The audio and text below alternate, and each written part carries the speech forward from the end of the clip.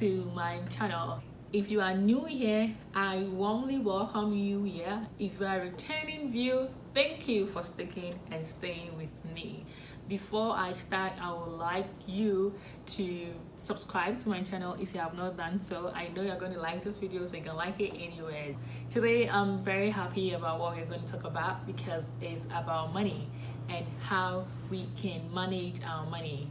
If you have listened to the radio or watch television or the news channel or even on YouTube channel, one of the common theme is inflation.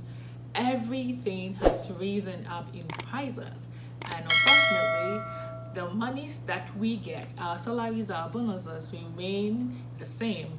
So how are you able to manage the little money you have in this hyperinflation economies that we have now? So today I want to share with you some of the tips I have been using to manage my money. So hop on and let's get started. The first thing I would say is budget to the T. So you may have heard of budget before, and so budget is just accumulating resources to the different things you want to do, and usually it is done for the month. So you think about the income you are getting and how you are going to spend it. And what do I mean by budget to the T? I mean budgeting for everything. I am a Christian, so I pay my tithe and I budget for my tithe and all the offerings I'm going to give in church. So what I first do is that I determine the amount of money I'm going to get in the month, or once I receive my income, I put down that's there, and I take out my tithe, my offering, and my savings. That is the amount of money I want to save. Then from the rest, I'll go on and do deduction for my expenditure. So I pay my rent, I pay for groceries, I pay for insurance, and I buy gas or petrol and all those other things. But I also keep some money aside for miscellaneous because I do not know when things might come up and I will need to pay something. So usually I put a small amount there for miscellaneous. So one thing I would advise you to do if you have not been doing it already is to budget to the T. Make sure that any money you spend is on your budget. If it's not on your budget, do not spend the money. 2, learn to say no. I know it can be very difficult because of the culture we were raised in, and I recently just learned that saying no to some people is disrespectful.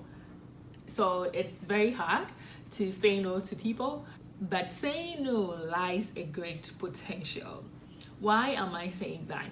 There might be a lot of things happening around you, events that friends would want you to go, that you may have to go and kind of buy a new clothes or spend a lot of money on those trips. Just say no. If you think you do not have the money to foot the bill, there is nothing wrong with staying home, watching Netflix, or playing with your kids, or just finding something else to do that is cost effective. So if you think that what your friends or what people around you or things around you is going to let you spend money because there's an event you have to attend, the best thing to say is no. Learn to say no, and that can save you some money. 3, check for unit prices of items. So this is when you are going to the grocery stores to buy produce.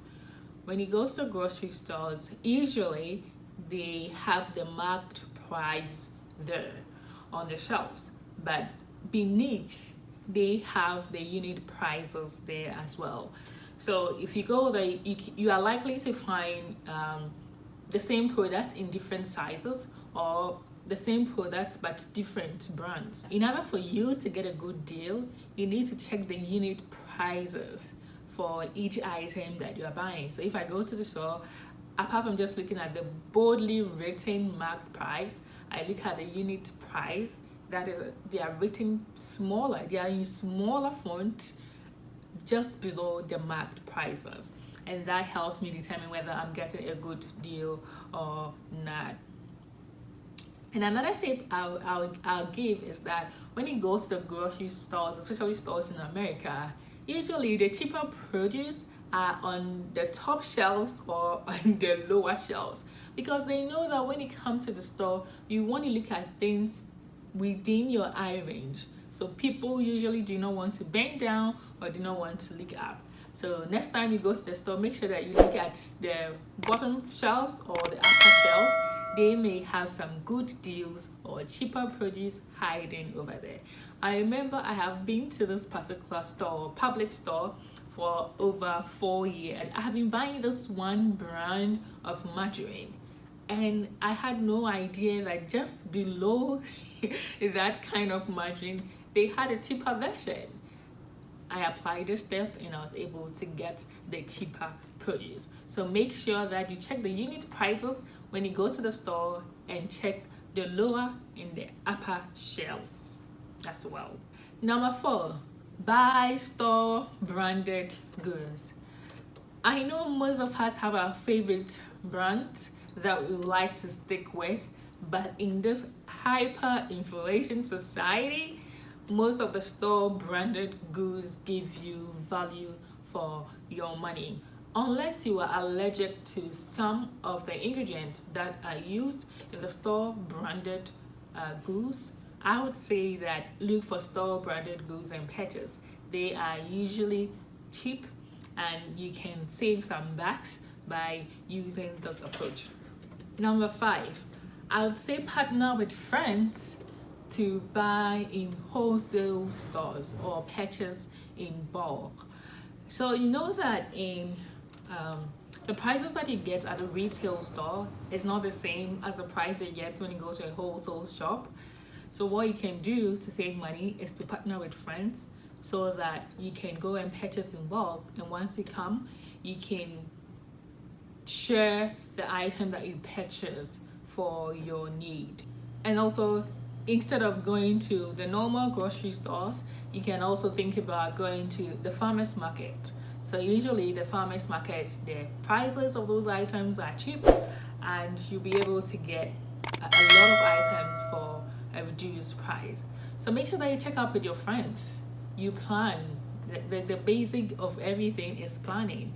Plan with your friends to know the time that you want to go, and once you do that, look for the things that you can purchase in bulk, and you'll be able to bring down the cost of your grocery shopping. Number 6, compare prices online. See, things are really expensive. So what I do nowadays is that I'll make a list for the things I want to purchase in a store, and I go online to see if there are cheaper versions there. That gives me an idea about how much I'm going to spend. Another thing I also do online is to look out for digital coupons. So if you don't know digital coupon, most of the stores do have digital coupons. Some of them it is valid for a certain period of times within the week. So before you go to the store, make sure that the things that you have on your list, is there any coupon for that? If you do not have the coupon, usually you will not get that discount. So do your research, go online to check for the unit prices. If it's cheaper online, purchase online. So far as you're not going to pay for any shipping fee, that is fine. But then you can also look for the digital coupons that are there. Sometimes if you go to the stores too, they have paper coupons there. It doesn't take long for you to just take one and flip through the pages to see if any of the items you want to purchase has a discount. And once that is valid, you can use it and bring down the cost of your goods.